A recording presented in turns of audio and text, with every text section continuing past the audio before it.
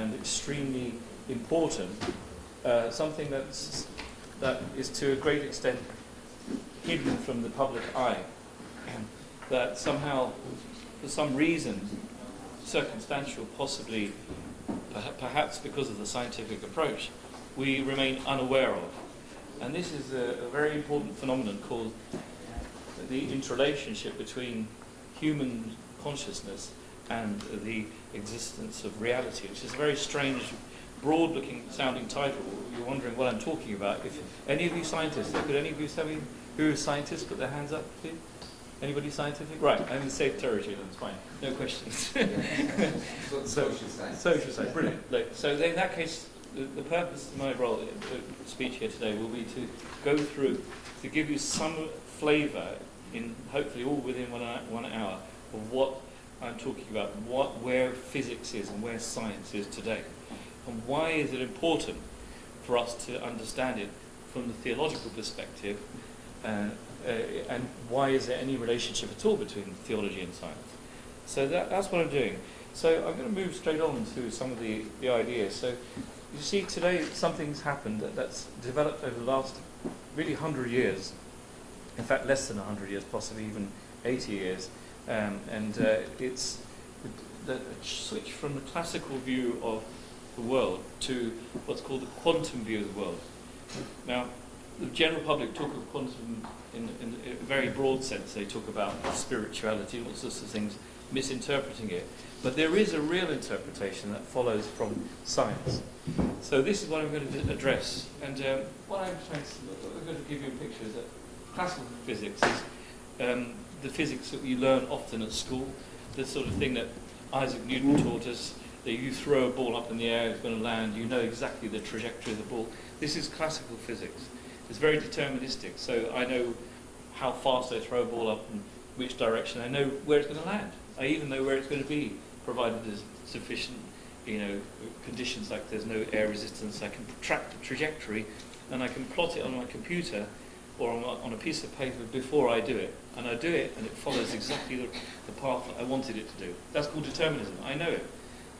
But there's a problem with determinism, and this has problems because if the world is deterministic, many great scientists like Einstein realized that, of course, this means that you may even have no free will at all, that you could do away with anything. In fact, all you need to do is set up some initial conditions.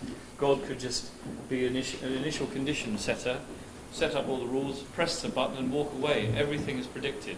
You have no free will. So quantum physics is different. The biggest difference between quantum physics is that the entire image of the world being deterministic is shattered. Now, why is this?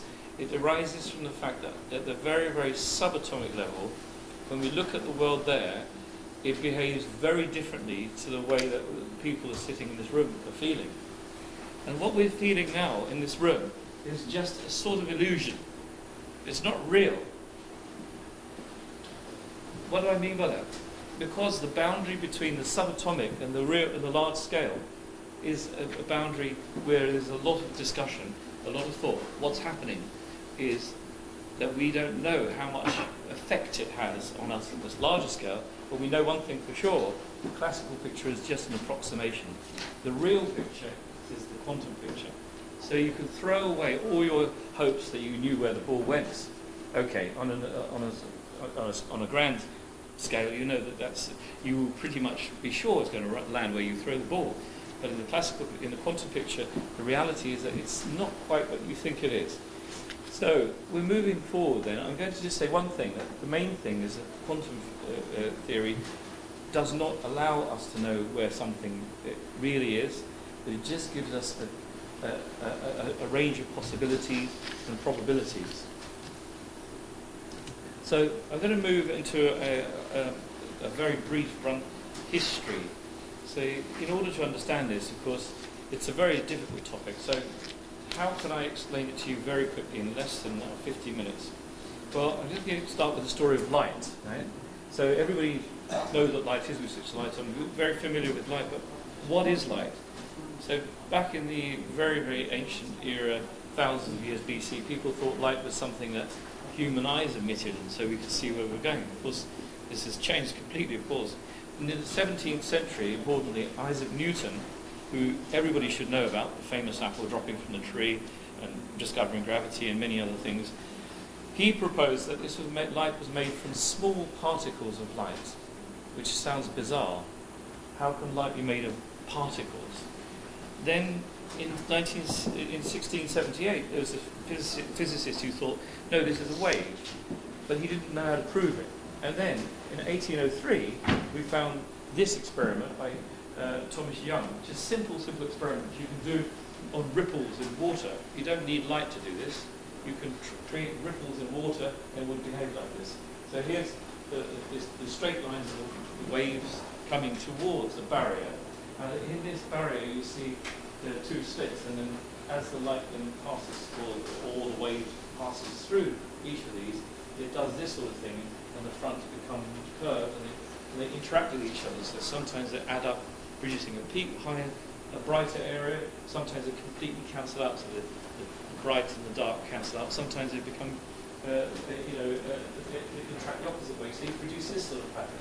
You get light and dark bands, or if you look at ripples of water, you get points where the water is strongly higher up, and other points where it's lower down. But light will produce a band of light and dark patches.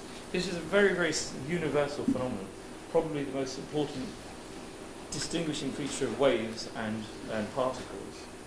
So this is where we were at. In 1861, Maxwell, the physicist, described a brilliant set of 4 equations that sum this whole thing up.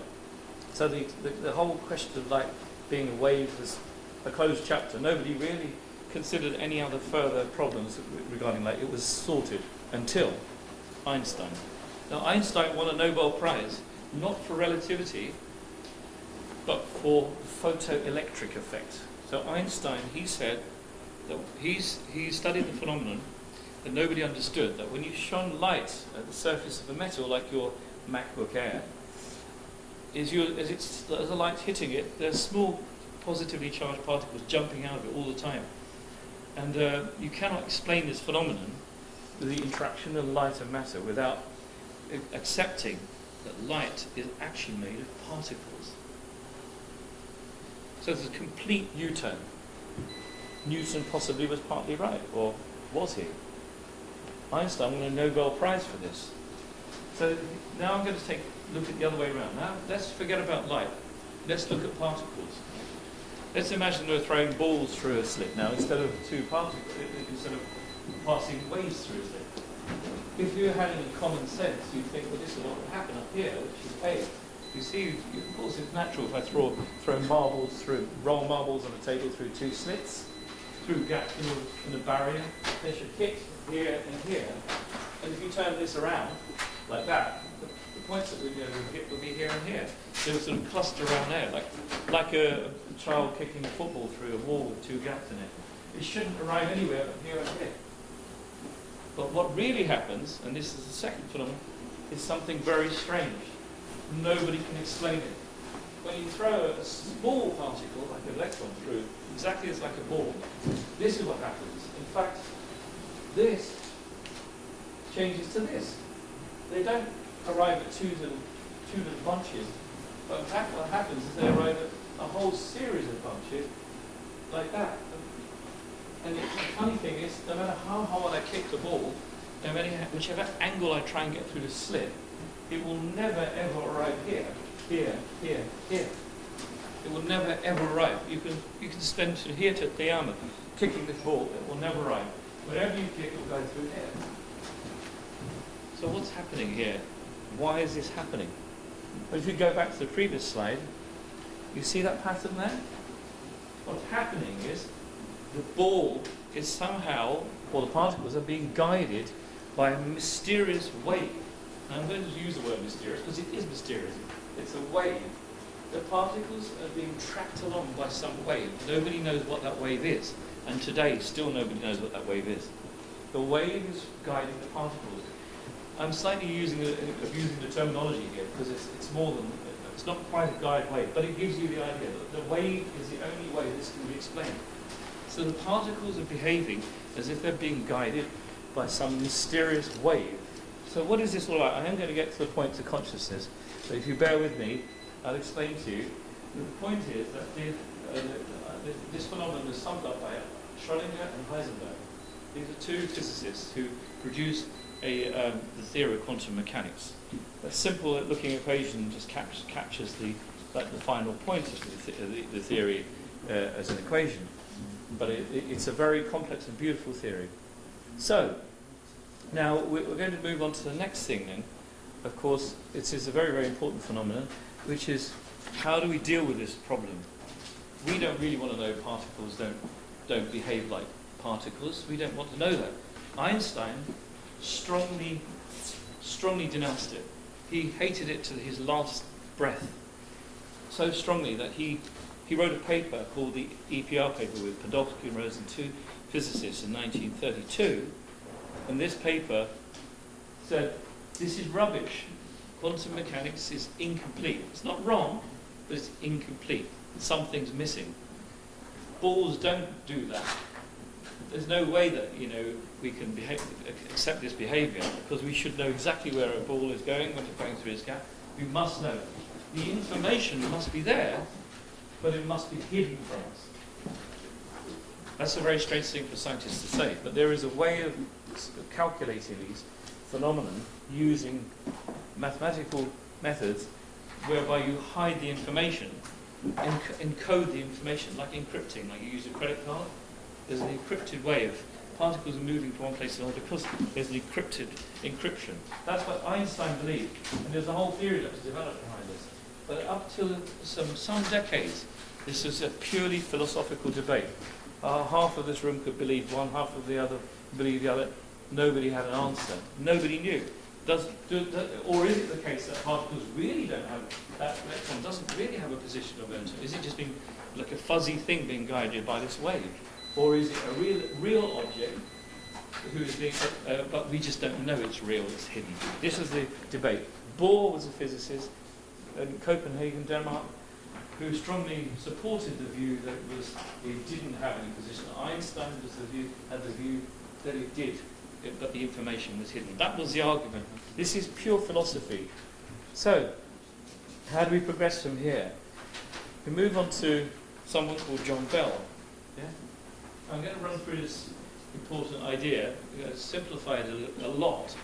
But John Bell was an Irish physicist who said we could solve this problem, but it was a slightly clever and very interesting maneuver, a different way of solving the problem. This relates to the fact that you can, in any laboratory, anywhere in the world at any time, it's easy to produce by exciting a substance in the middle of a tray or a lab, and shine a laser beam at it, and it will excite it and then produce some particles that are correlated. That means particles that seem to behave almost like they're doing the same thing. Sometimes they behave in a way that, for instance, one is, I won't explain any of the physics, but the physics is have something called spin. It has a direction, a bit like an axis of spin, like a toy. But it has a spin, so it can be spin up or it can be spin down. And the spin can change direction. So this is what he looked at. He looked at this one. This is why there's a funny diagram here. This is John Bell's drawing, and he said, because we're looking at particles that, for instance, which have one pair is spin up and the other one is spin down. This Dr. Berkman was wearing a pink sock and something that's not pink. It's just a way of analysing this. I'm going to now move into something away from socks, and because from my previous lecture I realised people weren't able to understand what I was saying very clearly. So this is a slightly better way of thinking of it. Now, this looks complicated, but here in the circle of the sensor, I'm going to send out two particles, one going left, one going right. And someone is over here and is going to measure with the spin of this one is either up or down. The problem is, we don't know before we measure if it's spin up or spin down. And then we measure this side, we find as soon as we measure it, instantly, I mean the P is instant. There's no delay at all. The moment we measure that, this is always the opposite direction. And this can be any direction. It can be that way or that way. It's always directly opposite. Now this is very interesting. What's this all about? Why is this interesting? Well, just to re-emphasize, If the left one is down, the other one is always up instantly. And likewise, if the left one is up, the other one is down. This is an instantaneous phenomenon. Okay, so what happens if we do something clever? Let's just see. Are we just seeing this particle sending information to this one or not? Maybe that's all that's happening. Maybe they're just sending information. So let's do a trick. Let's send them very, very far away. Right? So millions of billions of light years away. There's no way that at the moment I measure that, I can measure this one and have the same result. It's impossible.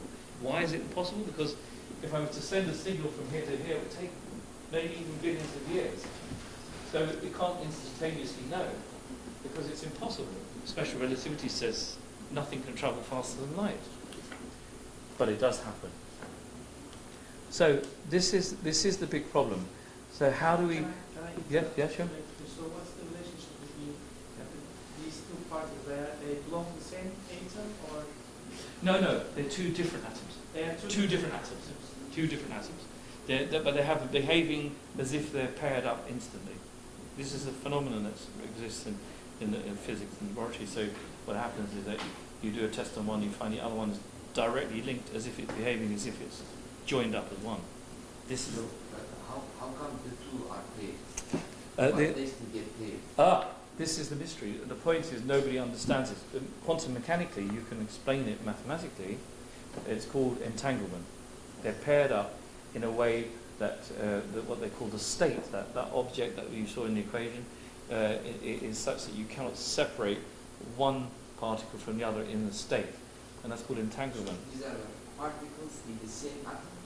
No, they're two separate atoms. In the same wave?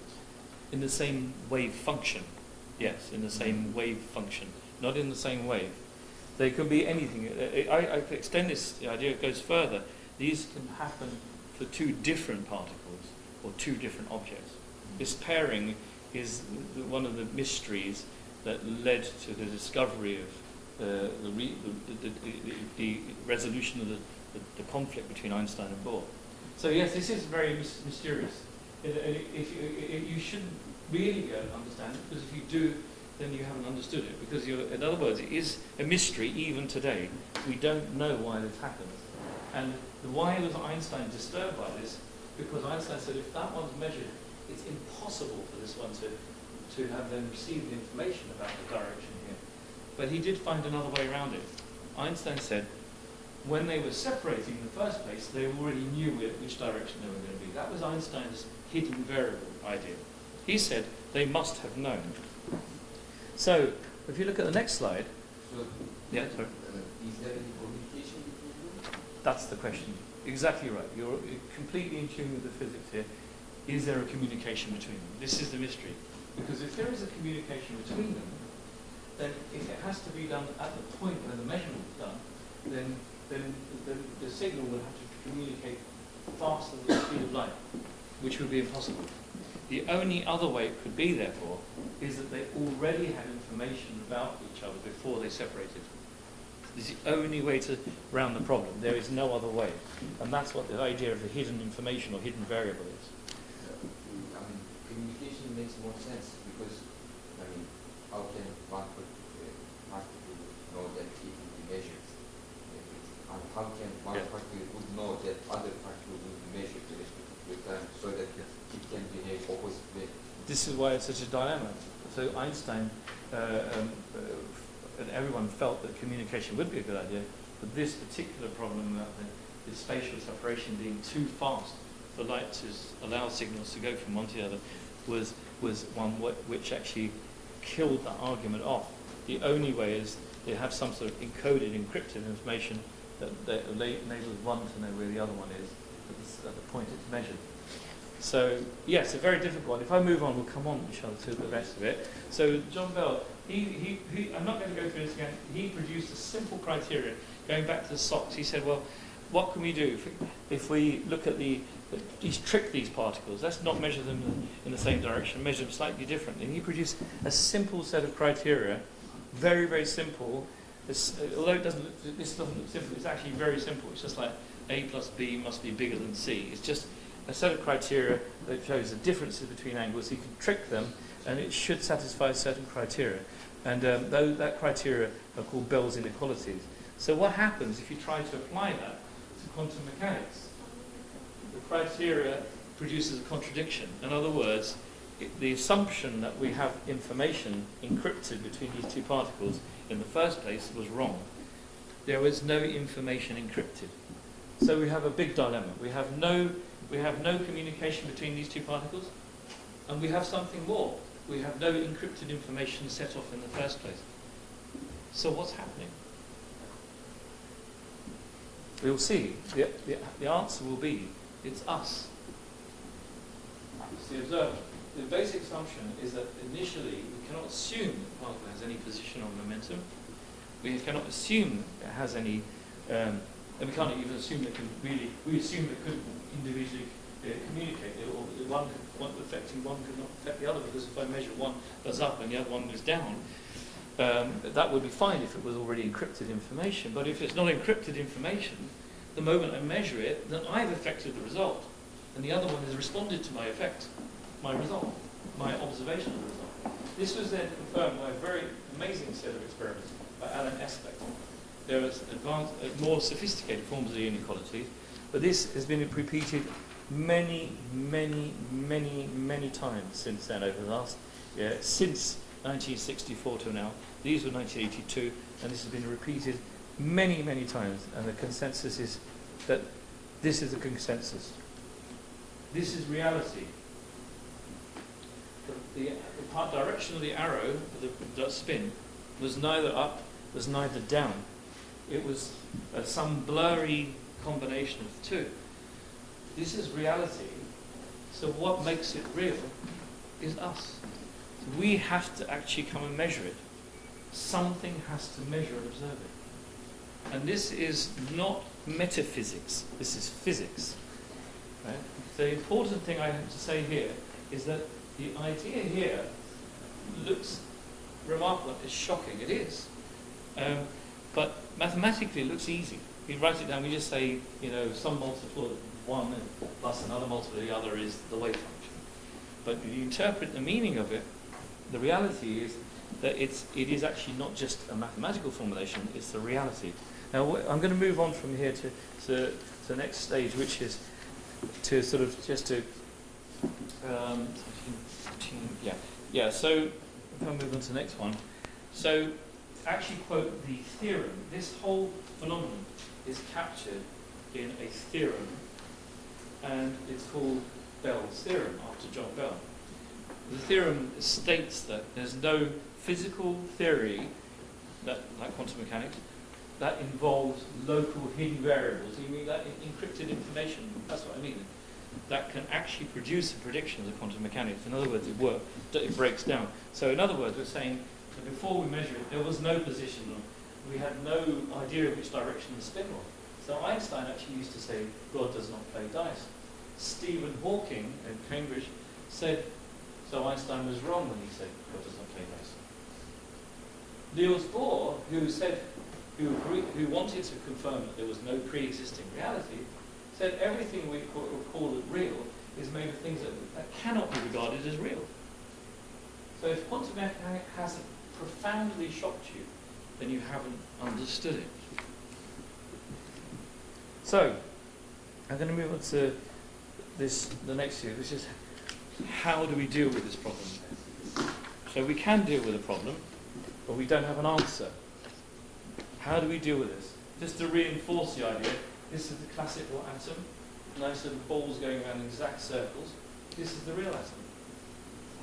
No balls, no trajectory, just a big fuzz. That's a real atom. So, consciousness is the first one I'm going to concentrate on, and I'm going to show you the basic idea is that the whole of physics has been trying hard to find another answer to this fundamental question. These are the main groups of ideas, the other ones, the number 2 to number 6. But there isn't an answer. Each of those other ones are trying to bypass the observer, however, or the consciousness. They all involve some sort of anthropic argument. In other words, we have got a principle whereby many of them still require observers implicitly in the argument. So a very subtle, very detailed argument. So I'm going to concentrate on consciousness, which is one of the main roots that many physicists like to reject because they don't like to have any involvement with human beings or observers. So first of all, let's go, what is consciousness? I'm going to extend the measurement problem a little bit more. Some of it will sound technical, what I'm saying, but I'll try and keep it simple. If we measure something, we need an apparatus to measure it.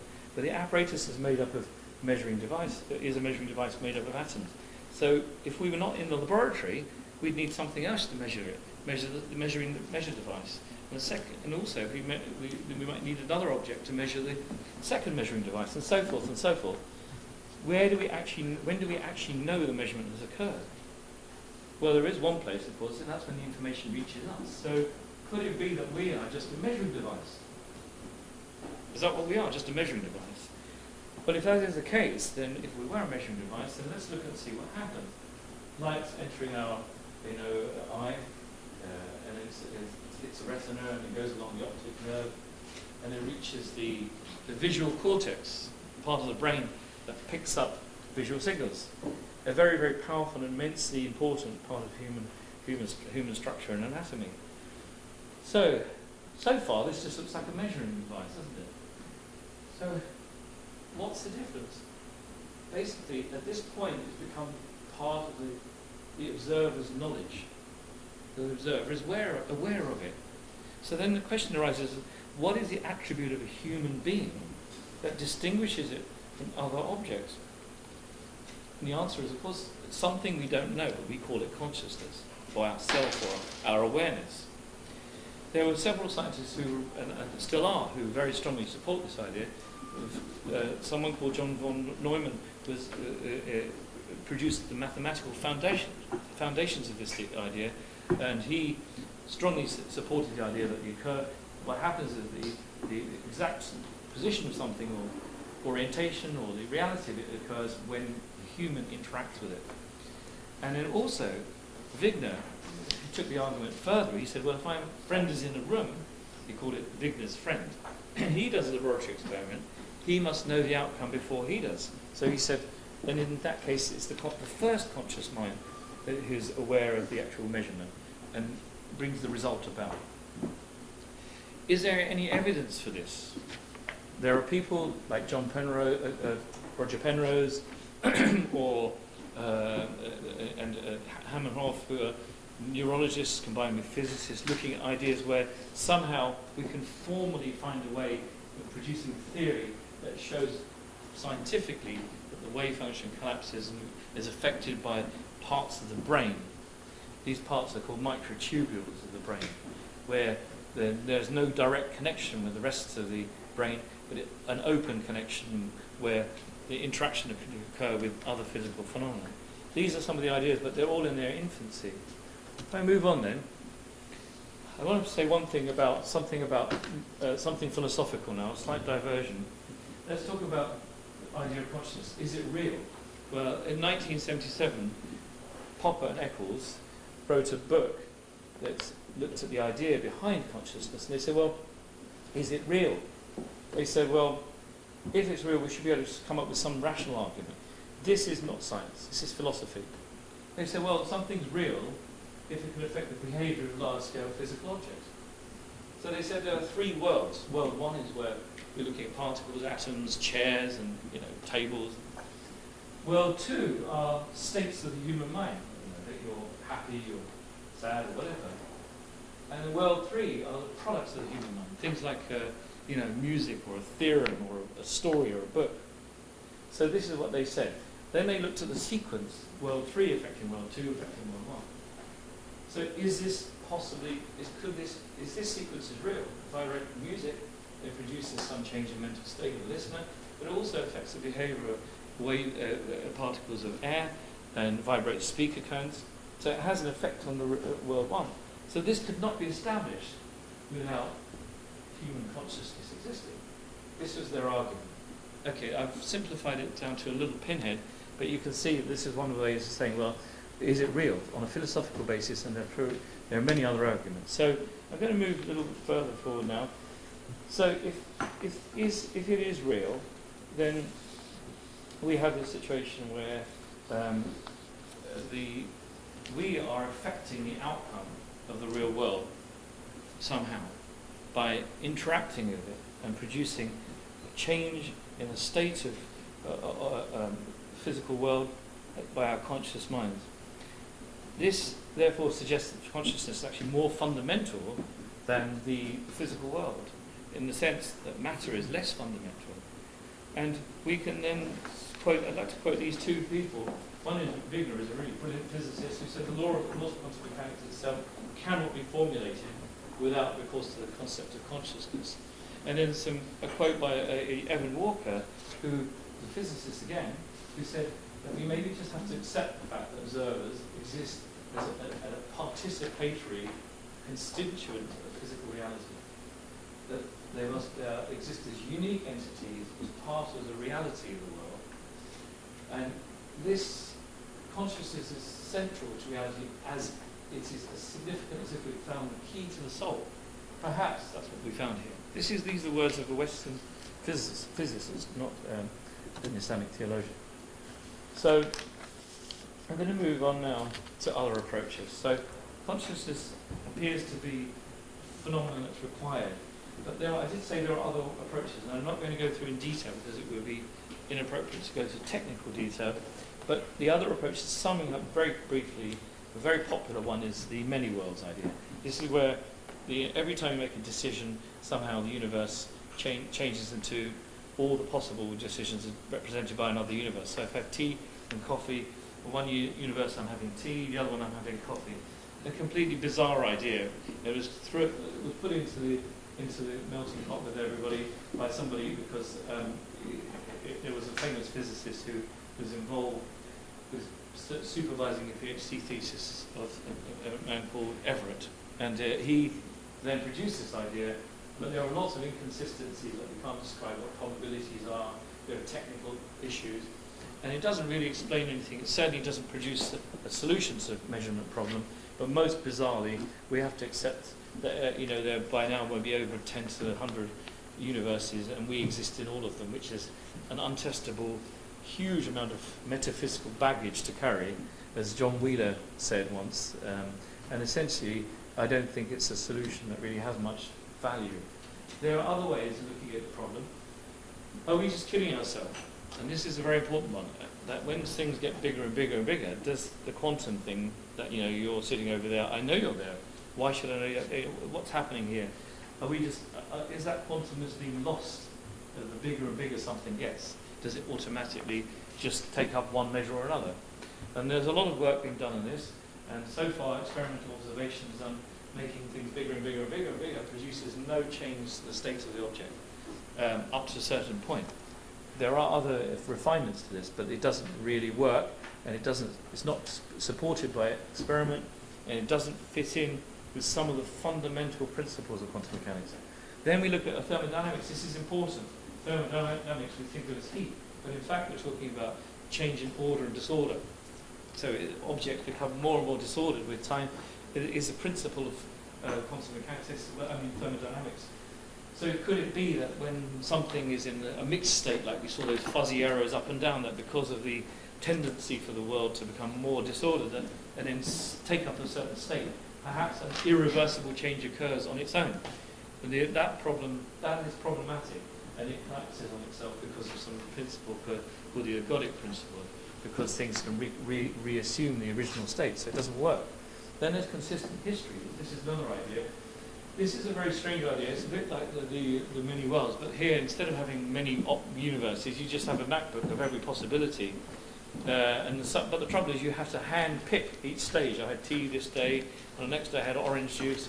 It's a sort of an interesting idea mathematically, but it has a major problem. It doesn't produce genuine randomness that it should occur in the real world, and there are other technical issues. So that's another idea.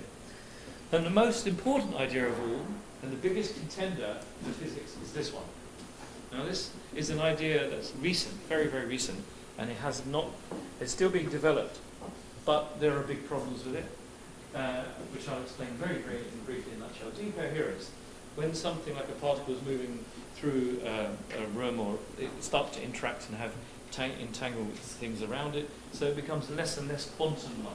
But the problem with that is that there are technical issues as to how long it takes for something to become quantum, at which state and which object it tangles in, it loses some of its quantumness, and the idea is admitted as not a solution to the measurement problem which we talked about by the actual creator of the idea. And above all, and here's the catch, the final outcome of the measurement or the observation is dependent on the observer's state of mind. So you and I turn up again on the scene, we can't get rid of us. So these are some of the other ideas. So where are we up to now? Just to yeah. So really, to just sum up where we're up to, we have that the lack of exact reality of something, you know, like I give you a fuzzy picture of the direction of the arrow, is a fact of nature. It's not a philosophical concept. It's what reality really is, and it involves a central involvement with. It requires a central involvement for its reality by our input as human consciousness. So maybe our reductionist approach to science has sort of come a cropper. It's hit a rock, and we maybe have to review the whole of our scientific knowledge and look at it the other way around, non-reductionist. Maybe look at it from the top downwards. Have another way of thinking about it. There's a lot that needs to be explored in this area, and clearly the main problem is that consciousness itself is a scary word for most physicists because it involves phenomena and ideas that lay outside of the mainstream science and involve multiple disciplines in order to understand it. So, let's say here, Eugene Wigner again, has put it very well. He said that it may be premature to believe that the present philosophy of quantum mechanics will remain a permanent feature of future physical theories, but it will remain remarkable in whichever way future concepts may develop. And the very study of the external world has led to the conclusion that the content of our consciousness is the ultimate reality. So, I'm going to have a quick word about some religious points now, because I am supposed to be doing science and religion, and all of this leads to very important religious points and theological implications. So, we're going to talk about briefly, before I start, the big problem is how can we sensibly talk about science and religion, because they're supposed to be at war with each other, aren't they? And in fact, science and religion are thought to be incompatible. So how can we have a sensible discussion? But we don't see this as a reality in history. Of course, we see that the physical development of physical sciences, biological sciences, medical sciences has arisen from much in history, like Islamic history. We see a great contribution to algebra and astronomy and medicine. But the media, however, are strongly influenced by critical writings, and they really believe that science is the light and religion is some obscure mythological darkness. Of course, this is clearly untrue, and there's a tendency to popular authors to celebrate profusely in the media about their successes over things like evolution, where they haven't faced a detailed and full analysis of all the facts. And they take a superficial argument as being acceptable, and therefore strongly influence the media. And the public then they accept. The public are not specialists; they accept what the media say or the popular authors say. They accept it. But the truth is, and this is the reality, the scientists strongly disagree about things that the public hold as truth. So the topic I'm talking about here is a good example. If you watch the correct channel, you will believe that there are many worlds, and it doesn't matter what you do, you've done it all. But on the other hand, you might believe that consciousness is the root to it. It depends on which channel you watch. The public just accept what they believe, what the media say. But scientists dispute over these bitterly, and this is a strongly lively, active area of research. And also, unknown to the public, or rather less known to the public, because many scientists, Western and Eastern, are believers. It does not, in any sense, preclude belief, or it's not mutually exclusive. So it's important to remember that, therefore, if we're talking about science or religion, we have to be careful that we don't start to lose ourselves in mythical discussion when we're talking about science, because it's a different discipline. We have to find some common ground. So therefore we have to remain rational and approach everything in a sort of logical way. So I'm going to go back now one step. So we're coming closer to the end. I just want to review what the reductionist view of the world is a little bit more. I've talked about one specific set of phenomena called quantum mechanics, but let's look at it a little bit more broadly. Every single particle, every single person in this room is made up of subatomic particles and particles. You probably don't even know who you really are. In fact, if you were to look at where you all came from, although we know that we're created by Allah subhanahu wa ta'ala, we know that every single atom of a physical body was actually generated inside a huge hot star. Carbon could not exist in this universe. We would not exist had it not been for the way that astronomical processes occur. So in fact, all of biology really is made up of subcomponents from the reductionist point of view, which are actually atomic, determined by physical laws. But therefore, if we're not really anything but a cluster of atoms, forget about us as we know ourselves, that's all we are.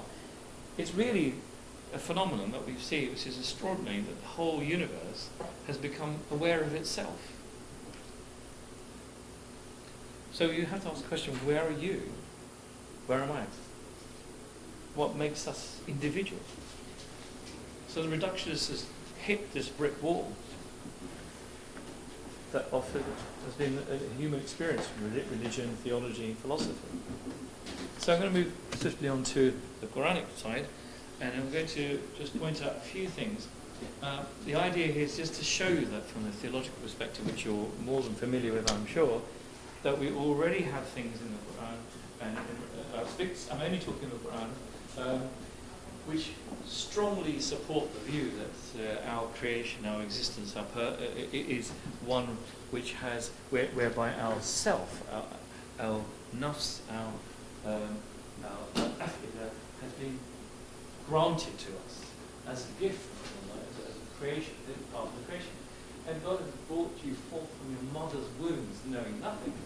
But He has endowed you with hearing, sight, and mind.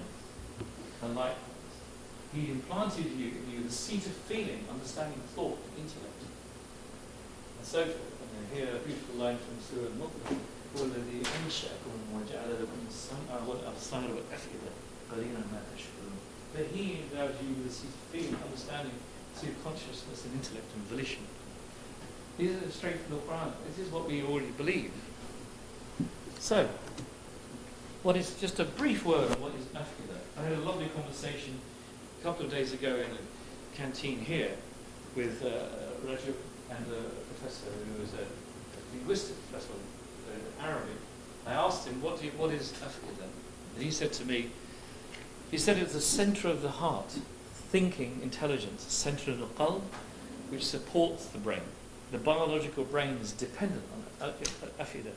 And the analogy, which is beautiful and simple, but it works, is the afidah. If it was a person, then the brain would be the computer that the person is operating. It's the thing that operates the brain. The heart, the qalb, perhaps it's an aspect of our consciousness. So it defines that part of the self which is really I, the centre of our consciousness and self-awareness. But there's something else, which I just briefly point out, is that the existence which is where consciousness arises must be purposeful, not random. It's a phenomenon that's remarkable. It cannot be occurring randomly.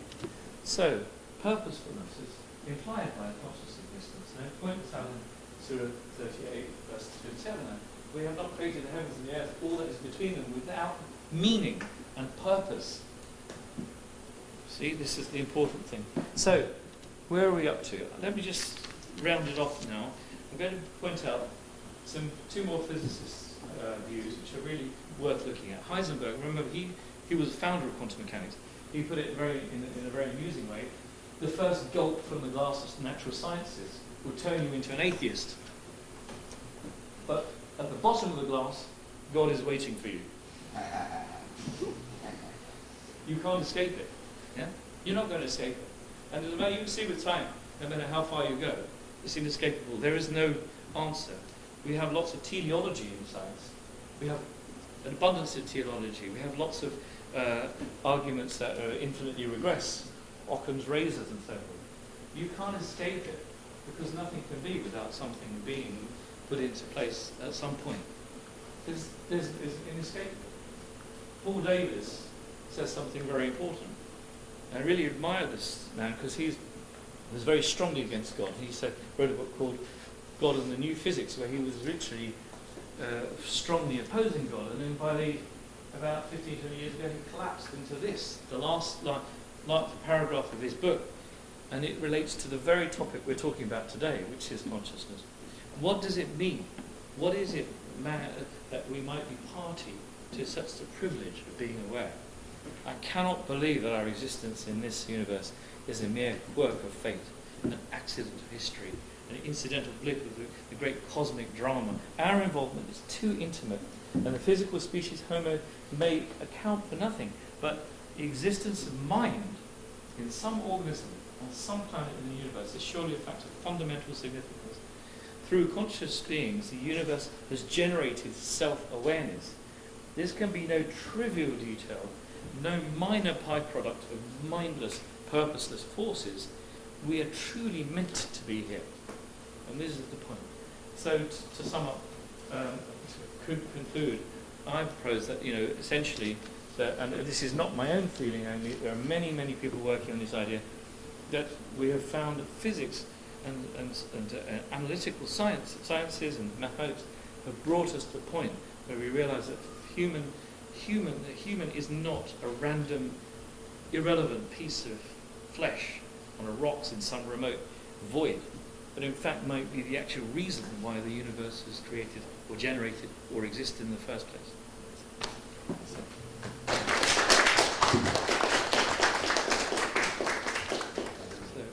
any questions? Any questions or comments? This mind-provoking talk. Yes. So for me it is a really complex issue. I wonder so this perspective particularly belongs to physicists or who are interested in subatomic particles, etc. But what do other scientists think about it, like biologists and chemistry? Yes, I will give you that. Do they agree with this kind of perspective, or are they interested in this? Yes, they are. What are their perspectives on consciousness, for instance? Yeah. Well, there's a biologist at the time of Darwin, so forth, and I had a slide on me of his quote, which says he thinks, to him, that there is matter and forces, but there's something distinct, and that is consciousness. And this is a biological opinion too. As far as people like, very violently opposing, anti-God opposing biologists like Dawkins will say, he collapses on it. And when he had a discussion with the Archbishop of Canterbury, he had no answers. The answer is that biology is not the route to consciousness. Yeah? The reason I say, I'm a medical doctor too, so I spent many years looking at biology, and I have seen the human brain, I've studied it, I've seen it in operating theatres, and know what it looks like, and I know how to test, and I can tell you that there is no way that a biological mass can explain consciousness on its own. Otherwise, then we would be able to make this computer into an enclosed system and make it believe, walk around and operate itself like one of us. The reason that this physics is important is not because it's explaining everything about consciousness, but it makes us realize that consciousness is actually a necessary part of the reality, and that we need to explore it more. So the answer to your question is yes, the biological view is as the physics view. Consciousness is not something you can explain entirely biologically. It's not possible.